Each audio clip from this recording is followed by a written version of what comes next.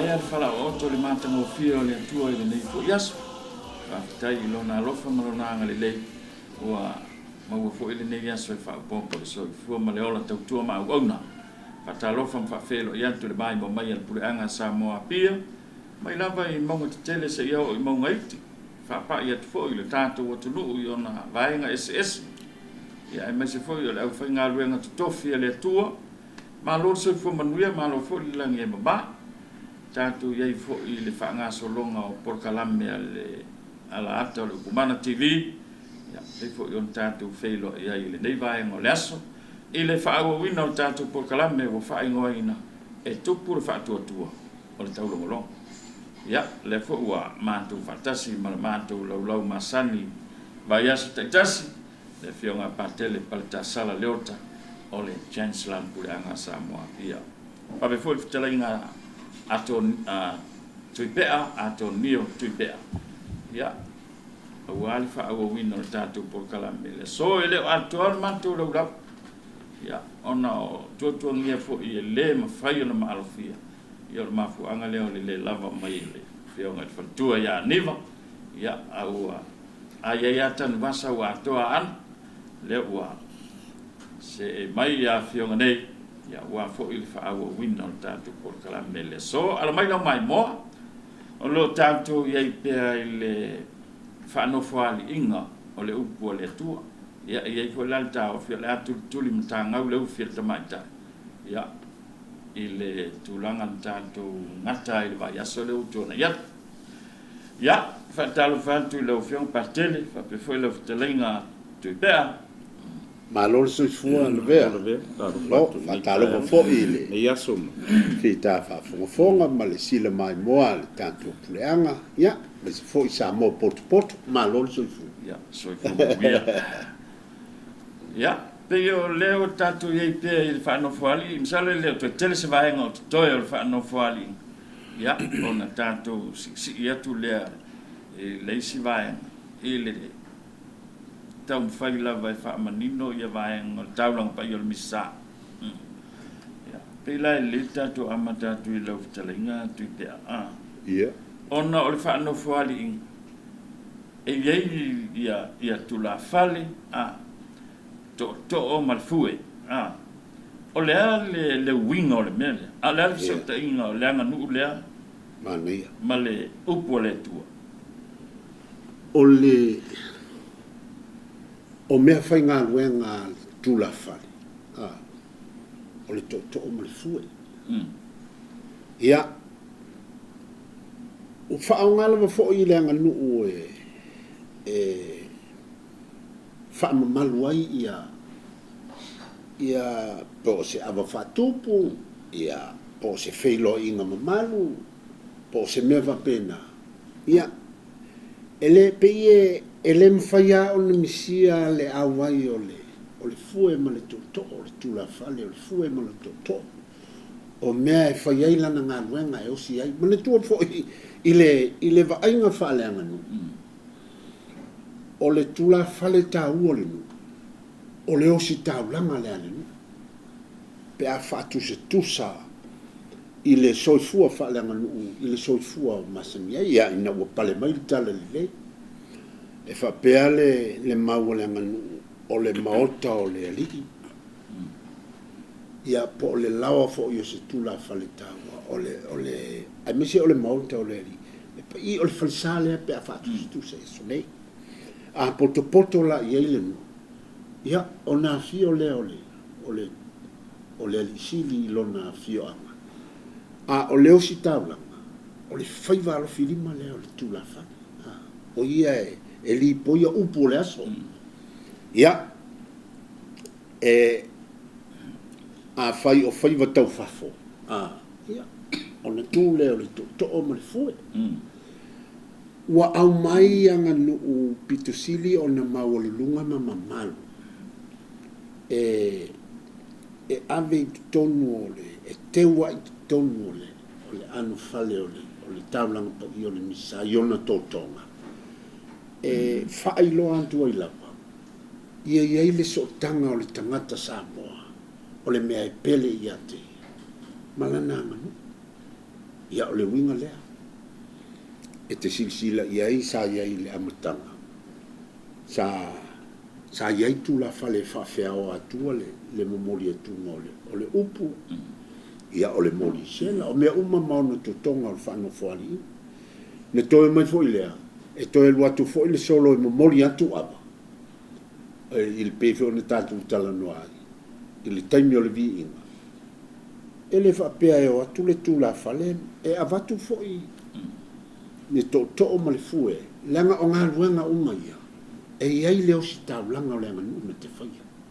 so se vaenga ma so se totonga o leanga nuu whasamo o le tu la fale o le osi tau langa le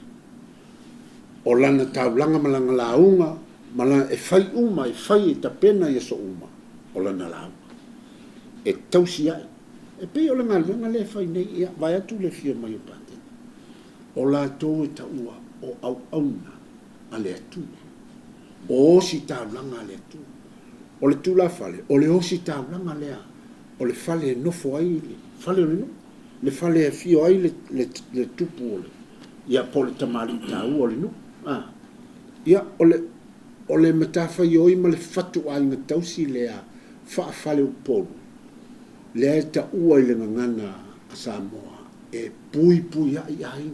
e tausi ai o lana taulanga le ta pena i so uma e tu le to tu ma le fue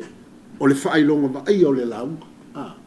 o le pule ma le malosi o le launga o le momori atu a uma ona faeva le fatau sa ivi se tasi a mole tasi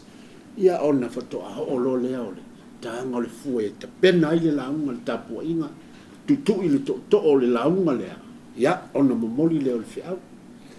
ia e pa i o lona wa au mai la i le taimi na fuafuai le fai poiponga le anga nuu ma le taulanga pa i o le misa wa au mai te tonu e fata wai o mea umaia e tau ina ba ia ma moli mawai o tiu teo tato ele nga o me fu i ku ele na ole ava fatu po me nei wo ye le so tanga ma tala le ina fu i wo o ilo ia o le anga no le tatu tofi mai le le le pele ya taita ma ka kilo ia le lei o na faonga ia faonga ma le mala mea e wo le so palua fa sa pasui o ngā ngūmia ia lea wale ia pa i o lau so atu lea i lau fesili i le tu o le whao ngā ina o le fue ma le to'o pe avatu ina pe avatu foi i le amatanga i le posesio lea ngā so e o atu wai o le tua le to'o ma le fue le tu la fale ma lona siapo o le whailonga o le osi taulanga lea nganu wo mai li o le osi taulanga le taulanga ngata i taulanga le ava ngata i ava ia o le taulanga pa ionis ma lo fa tai ia se mai so fina ngalo lo fi ngopa te le nga lu sa after la yasia ia tuipea e ele so tanga o mei ma le upo le tua se en pena sa no le so tanga le pa tai lo veo mali e fo ya le farono ko fa fe po ile fa fon mai o Samoa ile kalenga i tu pe fo i mole fa so fo ile mtau pule fa ngai ne le nganu o hai mon e pe o le launga kula fale ye le pule to le pui ai lona nu o le tu malo malai le ka ko ke fa long so fa ya o pot kula fale lo ko nga ve o le launga pui o le launga tu fingau ya o le launga o le ko o kausil fe alfangi o la inga ta e ai mafuanga me winga e pui ai le sa fa inga male malu male me se ya le pa io ainga ma tu langa fa penga o le fesoka inga la le fo la e fa tau fa matala e asiawa e taua fo ile anga nu ile taime o le upoleli pe a fa pe fa nga le fasina o famtalanga ile to le ai fa nga ile kopo e ile wingo i le tu maleanga fo i whengi tuai o ko peo se la au aru se leo leo mamoe. E ka kaunga ye se la au hoi le kuloringa ngana e sasa ai e manfe ai ma me wa pe ngai pui e le la fu mamoe. Pe asa tia mo so fa ia e luku fe ai ma manfe ai ia le la fu mamoe. A wafo o la fu mamoe o le manu le o le mamoe. Ia e pe ia e akakia la kua tango ia e si i makaru ka e file mu. Na ngakangi a ele fa pe ia se ngang fo le fe me fo la nga linga pele ia le la tai mam la fu mamo ia le la fu mamo ngai pui le ola mo so fo le la aula le e sasa e sei mangu ia kulo fa fu le la o te tai mai o le winga na o le to o le kopo le ngata o le to o le pule ai ile tu fa le nganga o le loto maulalu au na ma tausi le lafu mamoe o le launga le na ale kopo na te pui ai le soifua o lana lafu mamoe ia ai atu fo iai pa io lau o si taulanga i pile pitelo fo ia matia kono fo i mala fengaro nga lu e o lo ia i la to ia upu fo le ia fa manaina o e fai mafonga feta lai o le tua o le launga na vale na le tua o fa pa ia i nai oe e te folofola mai la ngai tu sala le ole upo le tu o lo to le na o fa pa ia fa mana ngai o e fai mafonga fetalai wa me alo fa le nga pa ia wa ya to e sufi ai le upo le li pe a folfo ai maneia ia upo le tu lo fa ya ia la le winga le fa pe a o le po moe ma tofa e pe kako ka o le sita tofa so e ta vale ali to i nei lungo le ali le au ma le po feliu le wa e sa ili le moe ma le tofa ala e le tai au fo ia ua maua manatu ma se tofa e fau ai le launga pui ai fa pe le tala a o le taimi o la tofa le ia le fai launga po le matai fai upu e tau sa ili se upu pa o se launga o se tofa po se uta o iai tu fo i e po anganga e o mai e sufi lona mafofau ma lona lotu e faa matala lona mafofau ina ia maua se ai le ala iai le upu le ia o le tofa sa fau po sa feliu le wai ma o le moe ma le tofa sa moe le po ai fau ia nganga e iai fo i la fa pe nga ia le lau i le whailaunga o le upo po le tuspa i areli. O so se whailaunga o le perofeta. O mana whapa ia iai. A o le taime o lai wha matala ma fola le upo a o se whaangangana ina fo le upo. O a ngelu ma le aupa ia. O lo o lato sufi ma wha matala i le mafofau ma le loto o le whailaunga. Le wha mala ma maina ma le wha matala ina o le whiringalo le tua le launga ina o le upo. E la e ilo fa Sofia mo nga lua na sia ono le fa tama nga ina o le tua e ana me alofa o le ai fa tu e talo yai ma so ni yai ia le opa ia ma le wangi i le mafo fa i le to fa ia ma le loto le fai launga ina ia le lein tapena ai mai se ia mo se me ai fa le nga o se tau mafa malaulau o le tau mafa so maria pe nei upu tu sia prefeta o le me ai lolo ma me ai so madi o le upu le ale tu e fia tali ele su ia malo u fa lolo malo fa appena fa po tu il fina lo il mta po le launga ia launga le o se taulanga le tua ia ma le o se taulanga ale lu e le manino mai le maua le aunga o se whapoliputonga. Pe a le manino ma le leina ta pena le lau. E peifo i o le talisua. A le ali. O le tāua ia o le folanga po le teimi leo le upu. E whato a manino ai tangata le talisua ma lai whai.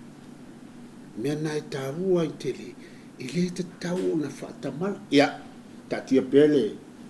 le ngā ia i to la au au stavlanga ia i leo stavlanga. A o la utala noa whaau si stavlanga o le anganu. o le matai tu la fale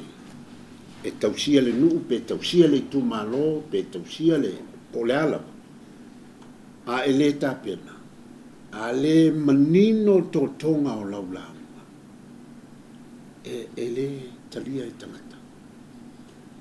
e isa i tangata ia le launga le o na tapena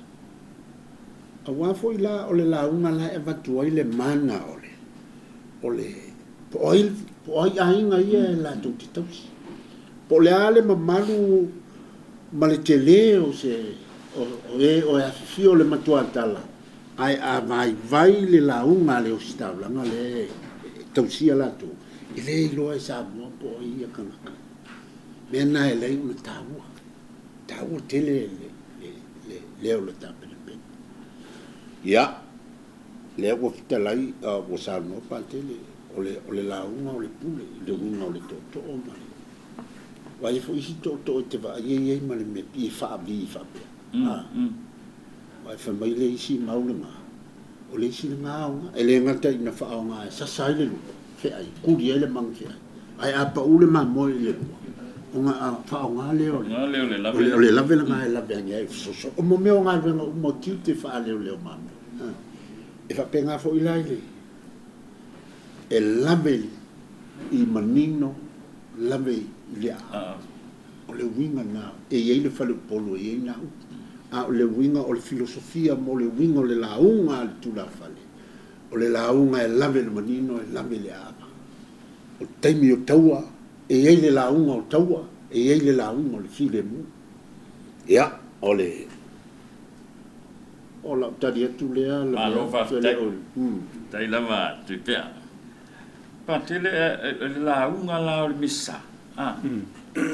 pe a fai o le launga le pui ia i le nu o le tua ai ai si o sklauranga pe ero la okay ma e pe si vai nga tota ma e le okay fai foi ma fafangu mai le o le kemi o le apa ma wale e fai o va e ku foi fe o ia o le tele la ia a le tele la fe foi me le o okay fe ai le e fa penga foi e a metotia foi e fa nga e o fai la unha fa wina ia mo le folfolai no lupu wa o si foi temi ia e ai foi le nga foi le fa pe se le foi ya ma fai ma ia wal media fa o tato up to lo fa fa le ya tau sa o ia le me o le fina ngalo le tua o le folfolai ngol upu o le upu la le folofolo o tuspa ia ona saulo lo fai la unha o folofolo fa matala e ala le launga o le launga le na o le fina ngalo le to le upu e tau se le file mo le upu e to manga ia e fa ma fana o isi e o mai le sauninga pe o mai le tapoing e o mai o la to mafatianga e ai fa fitauri o ainga e ai fa fitauri ma le uso tangata e ai fa fitauri o tono ainga poto e ai fa fitauri mai si uso le ngaluenga ai o mai lama poto e fa longo le upu a watu le upu fitauri e te aru le fale wa e malie mo lo to manga wa mafana o fitalai le tua ia e ala le musunga le ngang pa ile launga le fa fai fea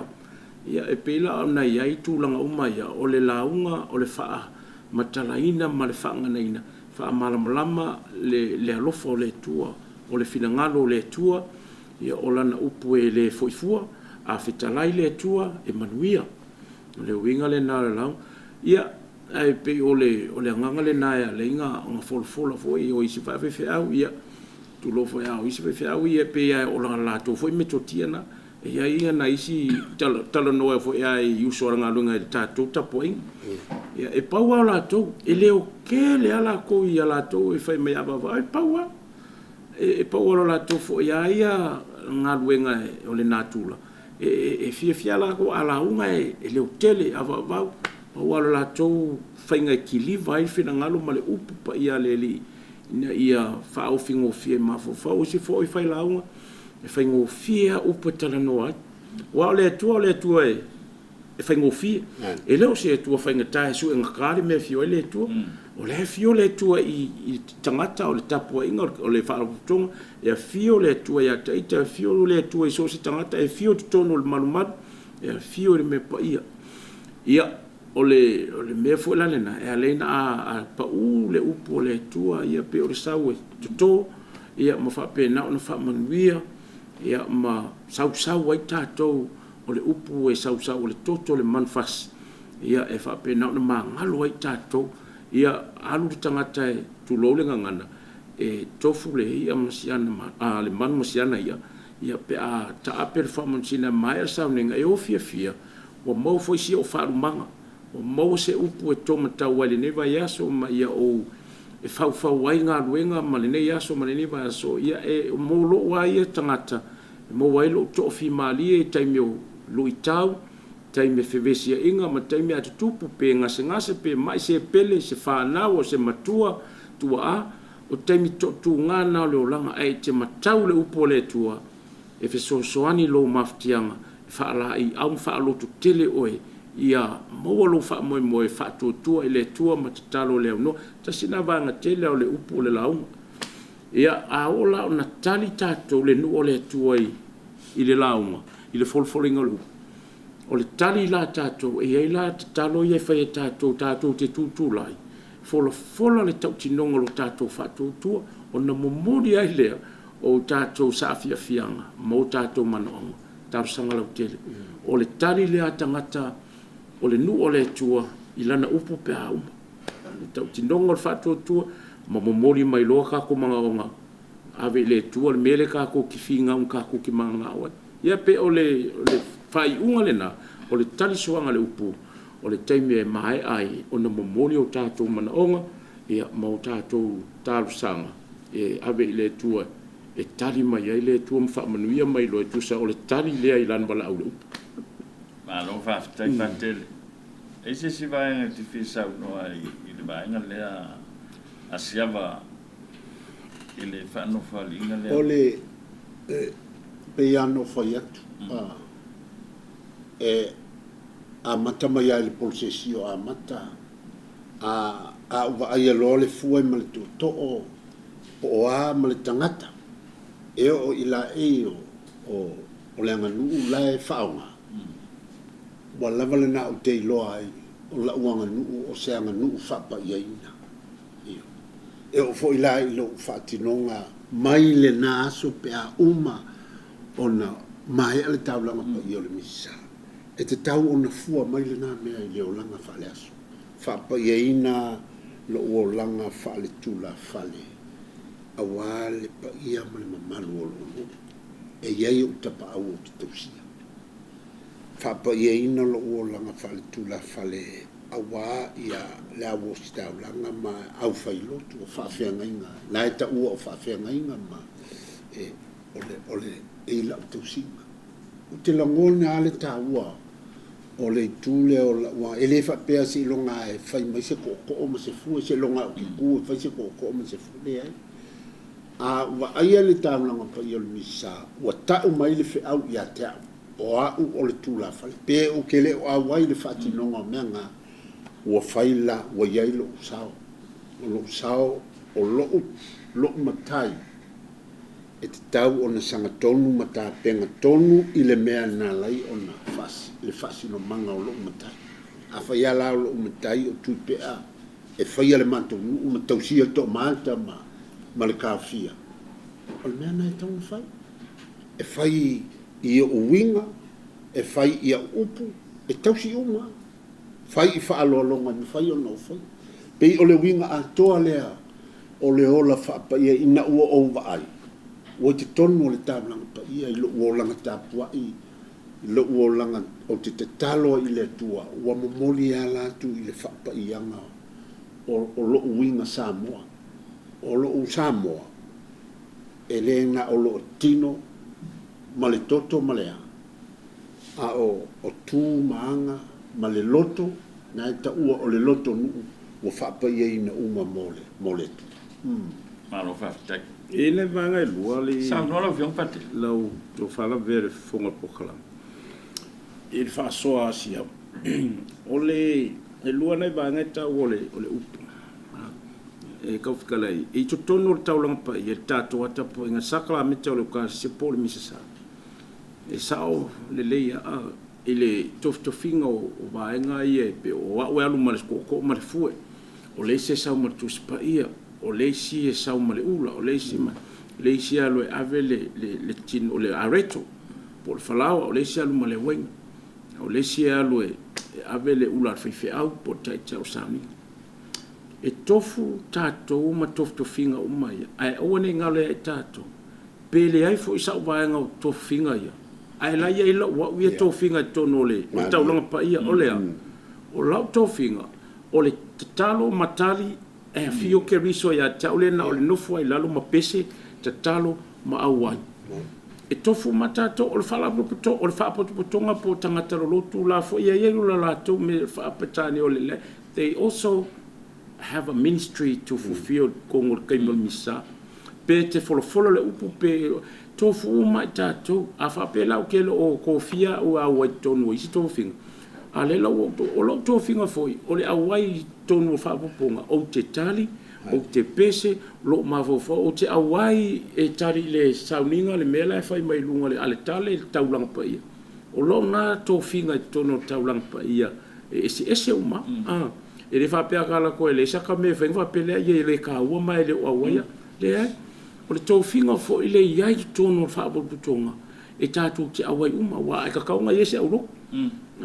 Ia o le vanga na e tāua i tele pea no whaamataran whaaso o le sika ko program, le sibas. O keriso o Yesu e awai tangata lotu, the congregation. O la iai la fio anga o Yesu nga, e a fio Yesu le leo stau lang, pe te vai o kui fōringa o paimala whai e au leanga ma au Yesu le la fio ai, e a fio Yesu i le kangaka whai pese. E a fio Yesu tangata e wholwhola ina le upu. E a fio Yesu tangata e waku malkuspa. E a fio a Yesu tangata uma malunga le tale. Ia o le whaatunutumunga lea, o le taulanga pa ia. E a fio a Yesu o ia o le mamoe, o ia o le whatawhai taulanga. E iei fo le siwanga maali o le tātou e mole whaafunganga fo i ma le whaasua. O le vanga le sa malosia e ale poloa i le a tātou le kalesia i le kaimiari. Ngal misa, sa iai la le tūma le anga lea. Olo le kaimie e wholofola i le upu. Nga kapungi lo leo whai kokoa. Awange koe urufare mai sesi. Aisea, whalave lave keli. O le kaimie wholofola i le upu. E le tauna toe whalave lave sesi. Sa o, le awhetalai le tua lana upu. O le mea lala nai a lenga ngaka pungi whai toa unge koe urufale mai sesi. O le si fo i vaenga e tā ua te le tali suanga le upu. O le upu e tā penai o e mō runga le whakawhai kaulanga le tali suanga le tino ma le toto pa ia. A le iaila, e leo a toa lalo iai le lotu. Ia e pe o se tasina vaenga. Leo pe ua tala maari e ama ua le koe whaatino ina le tū ma le anga le nā o tutono taulang pa ia. Sa iai le kalesia. Ai a tu rola unga e le ko ye po folfolanga lupu o ka pungi fai ko aunge ko fale mai ses a wai ka kaunga a mata tu te me folfolo le ta penanga o lo tu mo ma fo martanga ta to a wale anga ya tu lunga fat fai taulanga tal suanga le mai mamoi ya ngela vaita ya pe a usa wale singa anga sa fat tau mai te me ko mio ya sa waka ko mio ko ya le ba ku ngo fole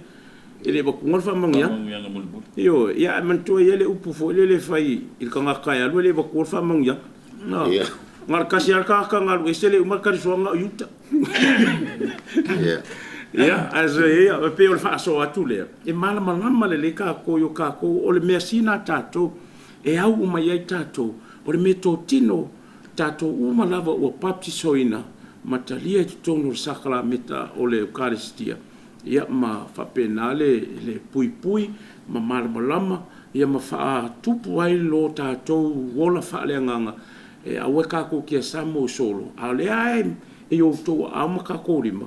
ia le tamau a inga o le tua e kako ke whaatino ai a so uma le tofinga lea o a o le kerisia no sa no pate se leo ke mafau i le salen ke a whaamalu el koluse oh yeah ile le whaawinga ina fo i le tikupo ua mawai anto le koluse o lana whaamala o le koluse o le la au le tu ma le la au whaalapa o le la au le tu o le launga lea le atua. E tu le launga le atua. Ala au le whala, e whalava le to o le tangata. Lona wha mala mango. E tu le launga le atua. Ai whalava le to o le tangata. Whafonga i le upo le tua. Ai i tu langa lena e sau noa iai i lo nofo tono le o le whala potonga leo le nuko le atua. Taimi o le misa. E le sau mea whaia o lo sao lea, o lo tali fitali a ingo le misa. Whawhela le kali sa ngal ngofungofo ai le kali, e le pese, ai ngal ngofungofo ai kongon farsa.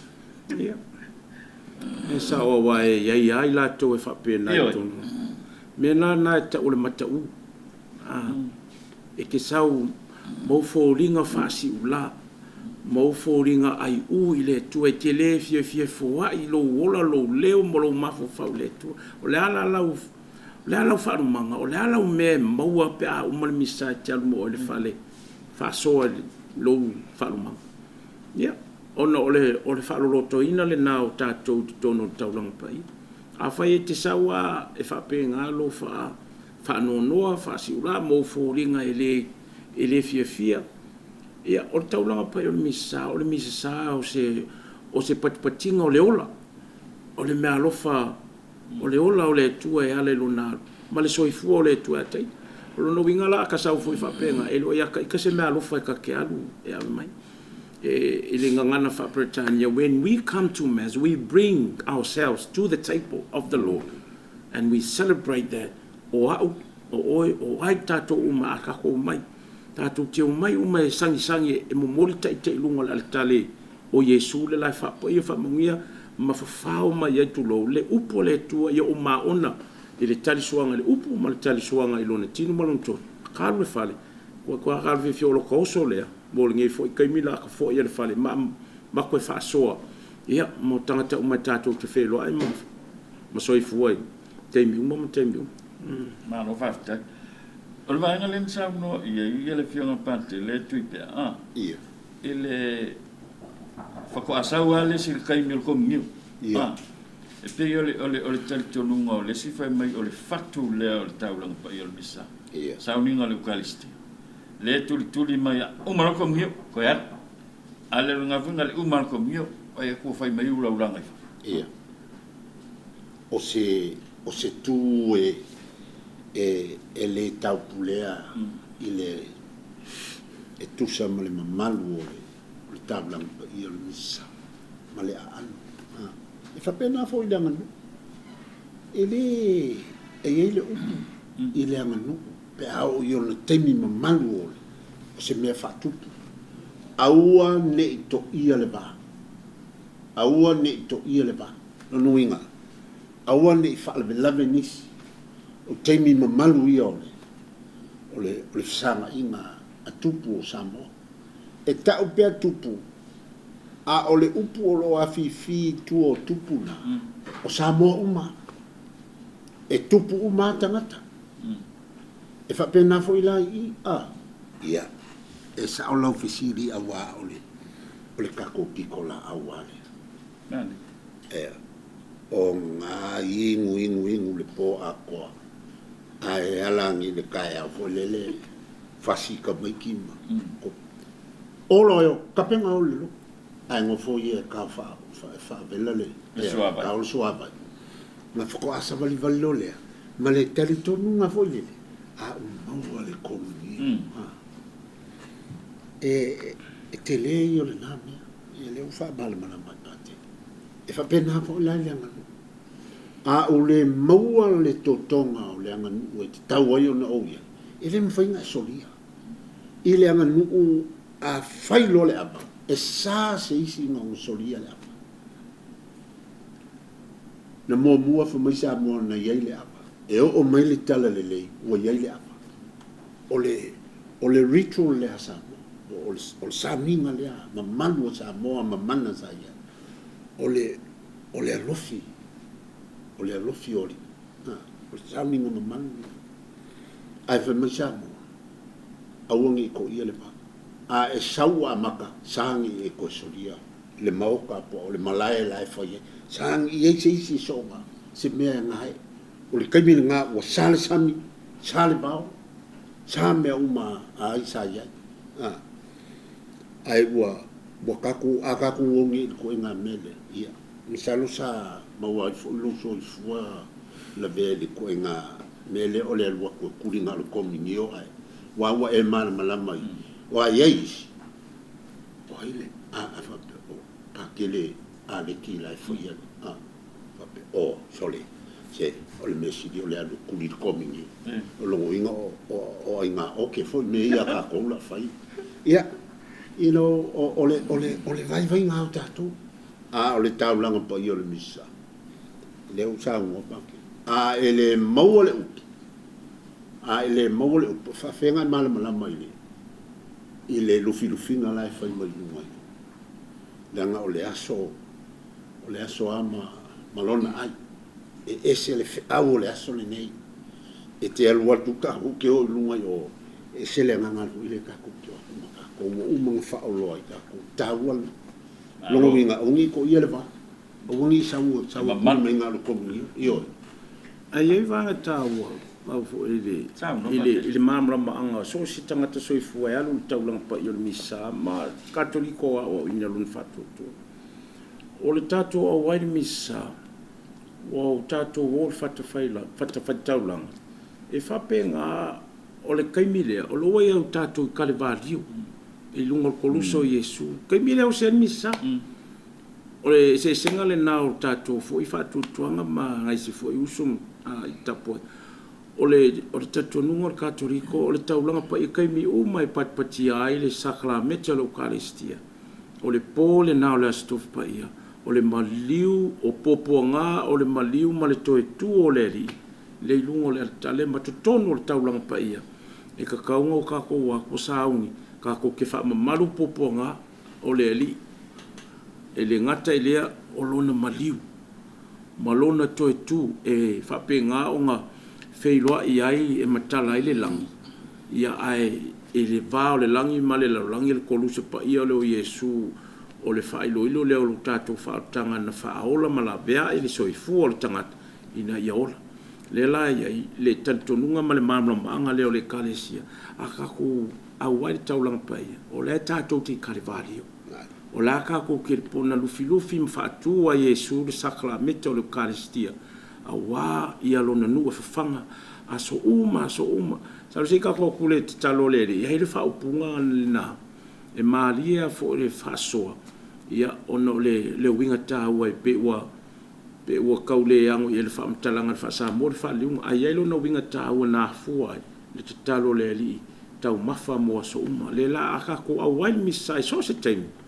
o ne o tātou whaatau waaina le waainga whaatangata a wā o fōlinga o le tua o le misterio le nā e le vaia i tātou na o mata o le whaatou tua e mawhaina māmulama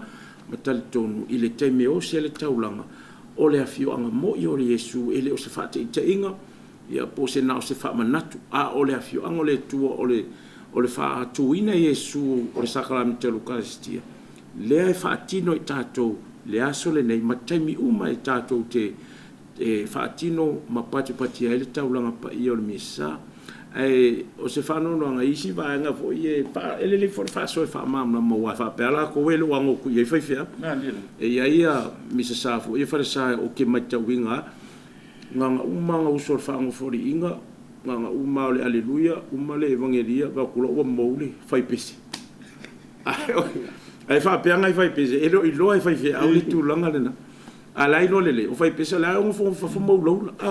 ar kai mo le la o ki o fo le tau ia o le loto ma o la nga sa we fu le loku pa fa kere o fia ia nga lo sau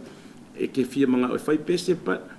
o le wingo nga pese ai lo ia o lo loto ma lo ma fo fa sau e fo wa ilo me lo fo ma lo ka lengi le ali ngo fo e fa ngo longo le upu ka pena i tato mo le tali suanga le tino ma to ai pe o se vanga e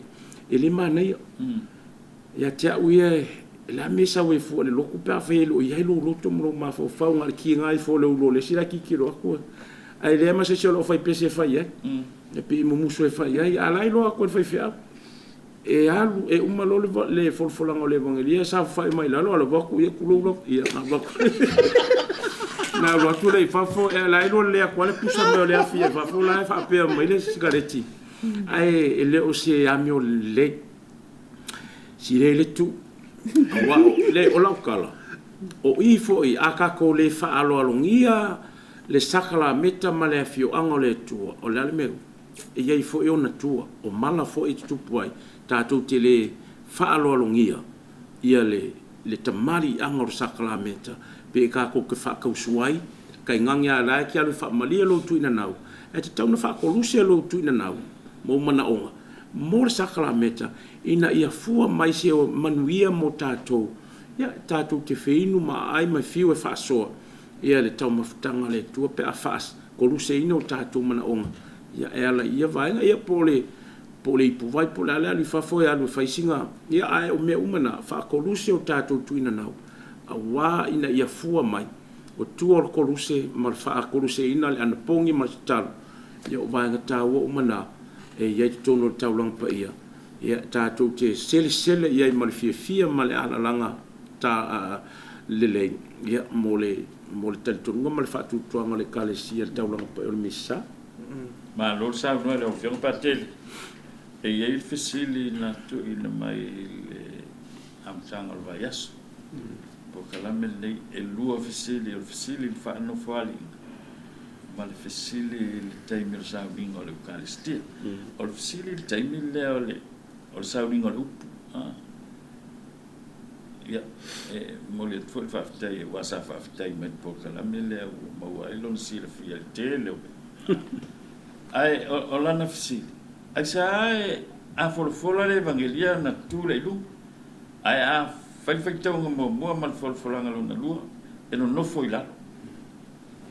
o silina ai mama eu queria lo ia se la ko paso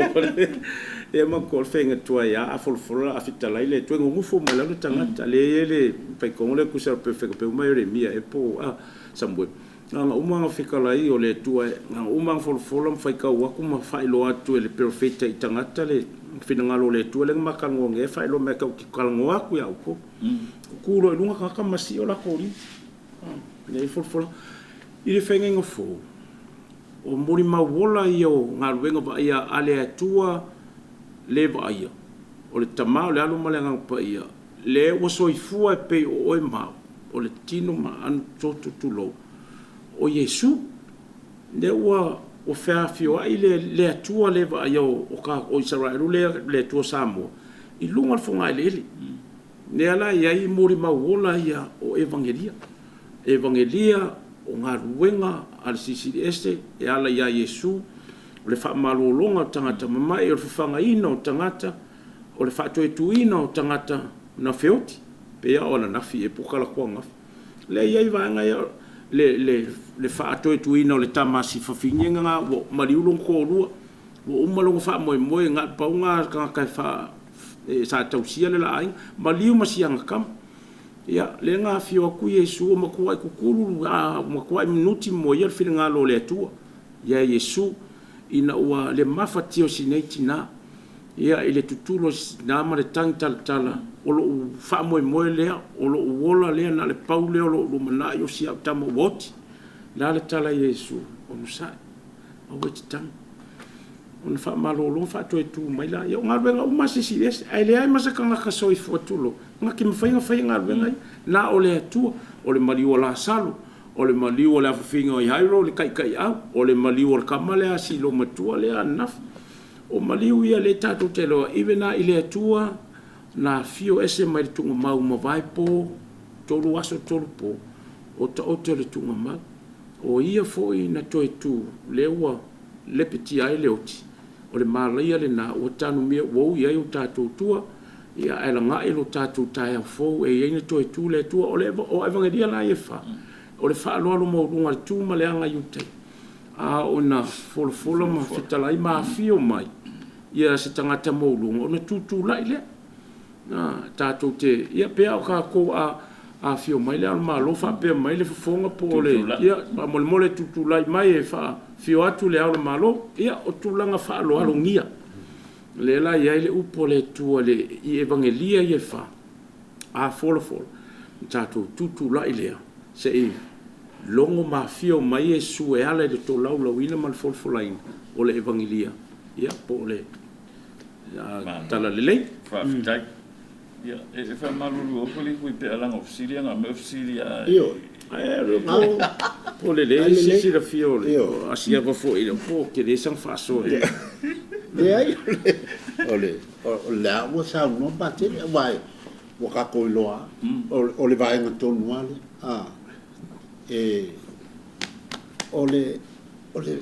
ole mele ni le tu a Israel we loa le tangata fili ai tangata e anga ba ma le su enga o le fita o le mafatia o le tu o vai a e malosi lau tu o nei lolea o e te mwhaia ona e whaia le fina ngalo le tua pe e te mwhaia ona e puipuia le malo wa a leanga o vai e le mwhainga a vea o e maleo leo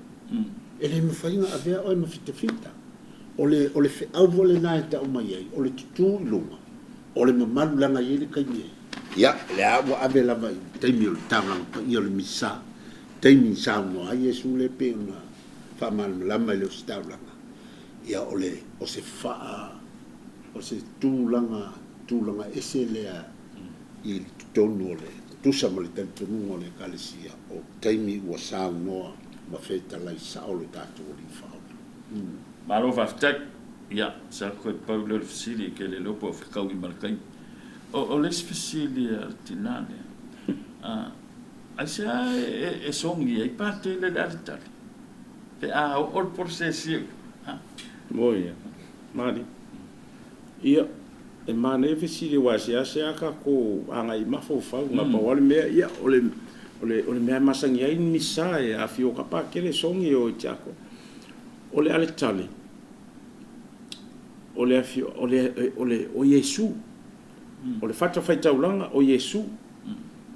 I tutono ale tale kale sia e lon talo fa sol pito e ia baenga o ta war relics. O pona ivi o tino o le opa ia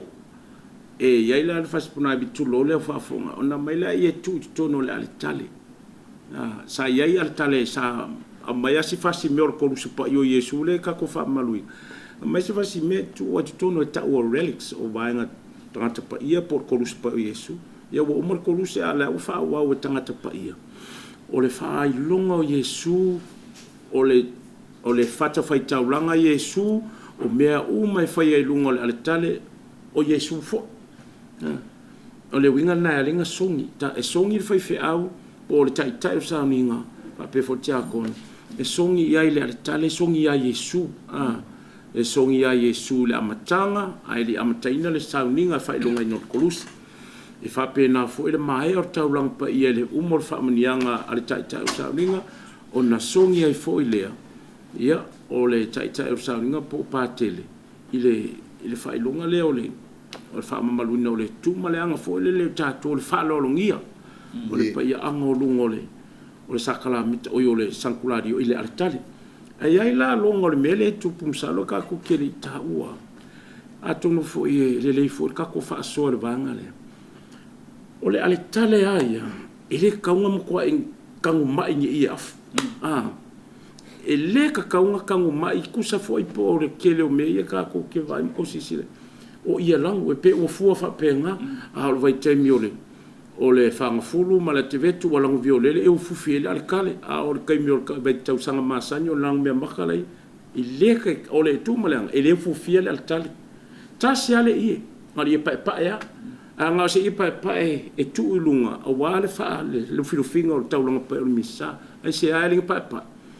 wa mama tasi le taulanga na o Yesu wa mama le taulanga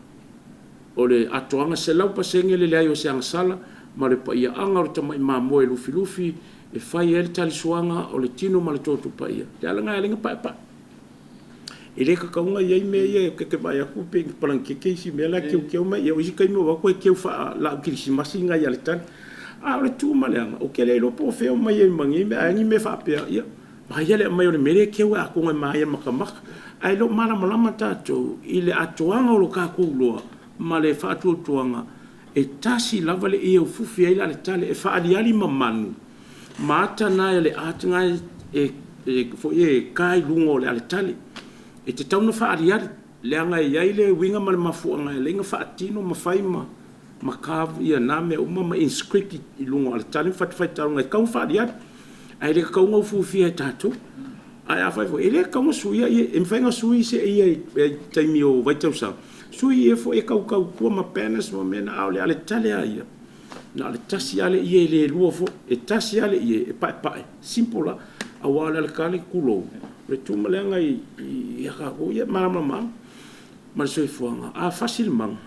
e alu mal par mal to lungo fat ulang ia pe ole winga nga mama lo le alkale e o fa le malio Yesu nga malio Yesu nga fa ko lusenga ka nga fo long par longa le toto Yesu lungo le alkale ai ala nga ufufi I kama ia nga inga ia abaktu le a reto fa pa ia male waina fa pa ia ona lufi ai lea ia ole tau mafutanga e pe ole winga le na ole alkali fa pe foi lungo ole pulela e la o ka ku sosolo e matatu alo ya ole le mara ole la to fo tetto lungo male mamla ia ono tatu pe o ka ko ai si matutoma inicio uso a fo I fato faita longa ile mero fe o ka ko mai ke wo fa penga ai le ai ile ka unga fufia le ale tale ile tauno fufia le pulela e fa aliali le pulela o ngol pulela e fola mala unga le upu e ka fun fa aliali ya aka mamang wolo tai lungo le ale tale e ile ka unga fufia ni ie manga mea wale o situ ma se anga le fa tu anga le kale sia katoliko malo fa lo malo fa na ia sa no wai lo fo ile winga o le tangata teu e ia I male winga fo lele wa ova kiu e sa o le lipa ki wa umana mamanu ia le ale tale isi ale tale akala ku ola ia wa sa ku fa ia la wa ku le si fofola ku le si fofola mana ia le fa mal manga ale se au se fa tuanga mo ilanto e ngafa malea mai paua ole ale tale ale kalesia na paua le o si mena o si ie pa e la vai fufi ta tia mai le ale tale e fata faita langa a wa o si e sele manga yo mama oi a wa ko e ufi uma wa kale malmana ia ole si mea ole manga ia yo le fainga ole sankwali ia wa ko e va ku fo I si apo bangi mea wa la u ufi ia nga se e fo le fa au nga ke vai ku ngale le ka ki nga le fa au fo le wa ole safety le si mea kam fa ia mata tu pe a fa me ia a wangi papang ole o so ngi la vea wa ka ko kilo e se fo ile ke unga pusa ia ale ku pale wo ka vai o la kuanga pila wo ka wa kuai male nganga le ke unga ka ko me pa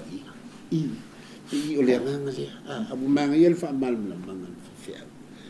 ta wa le I pa malu mole le altar le fata le altar ya o si me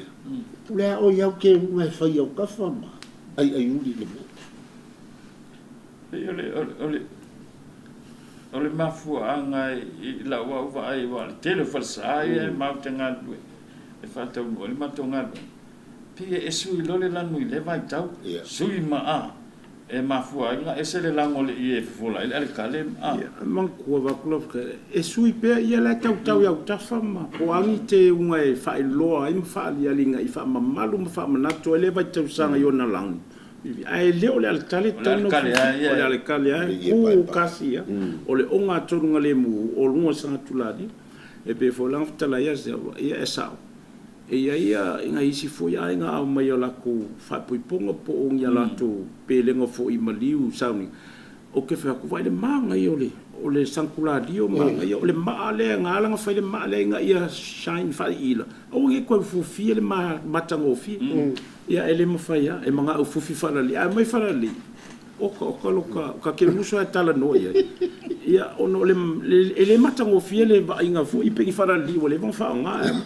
ma le manga we insista fa nga na mai la ia makwale matcha male malunga san kulari o male ma nga yo fresa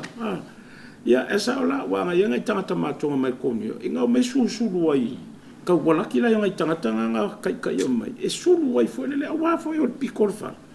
e le ma fai la vale nga fa pe ala to ola manga ia e ola o manga ia le pangana a fa pe tati na le mea tati e le pusa tulo mo pele ngo tatu ai o lava na tati e singa siap a o le lau tele a wako e fufia o titi fufia umale ia le fala ia pe o nai vaenga na tau o le fao popo kuisia mai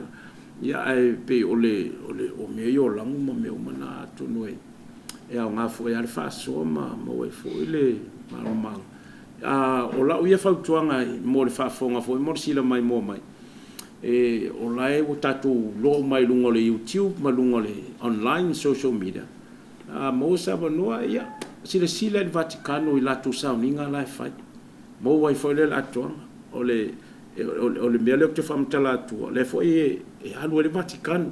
ma oi kama makua o le fatu tuanga le kalesia la fatino tonu o le fo la e ka fa makala ko le malo mangale le Vaticano ele ai mangisi ngasu foi papa ma le tasi ali e lu e o fo la kale fa sa le ai se e o fufia ia ono le tamfo ia mal malama le fatino ngol tatu sakala mita mal fatu tuanga o le katoliko ma le fa lo la ma lo fa tak ia o mai le tuanga le so tipe ane masalo nei le o tatou tilo ile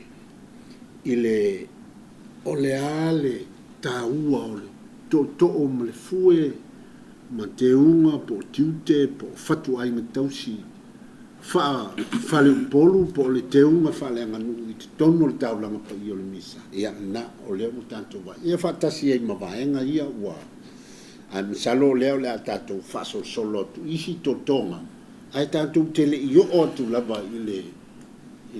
le vaenga lona lua o le sakala meta tali suanga a le lava tanto te iai pe ile upu o ato tonga le nganu o lo faanga fatasi e manisi o vaenga ia o ai e fia malama fia malama anti ma nei le fainga lena e mai au mai le fesi ia na e mo moli mai ale ole fesi di manu ole mo le la ma le ostabla ngai fa malama mai tu la e foi si fenga mali ma pe foi e a luta to proclame e ese email address fa la loi lungo ina ia email mai ai la toni fesile fi ma fa so e le fa pe ese atonga ya tato ai le mesili mana yo la e si o fia mo se mama anga foi le va nga mo tapo inga fa tu tuang ai singa email address tato officer ia ma le telefoni e tu i lunga o tato proclame sili foi la to e fia yen fesili ia i meli mai ma failo mai ni so fesili so ne fo tato fa so e fa tele ia a fai foi la fa fonga ngam sile e ke finga ngalo ia mi fo singa pa loka ngai lunga mo tato YouTube po tato proclame Facebook tato o le tato vanga nei i le proclame le tu pour fa tu to ngolo alo fa tai ia o le tato proclame na mo le so ma le nei va yaso la te position fa poponga i le taimi le nei ma le aso le nei i le va yaso asau ai fa tele lava i lau mai mo mai tanto fa tai va tasi le fionga patele per ta sala leonta ia mo le ava no taua ia me se foi le fitaleina ia tu bea ia mo fa so taua i la o nei ia o mfa ia foi on tanto fa so i le nei as ia le o sa no atu le fionga patele ai sa ofisili ia o nai to tele la to o au mai la to finangalo ma comments i lunga tanto i tu lau tu ai ma la ofisili po le vai nga ti mala mai ia ai o le fa mo na o le so ia manuia to e ngol nei aso soifua ia Tambo, tambo,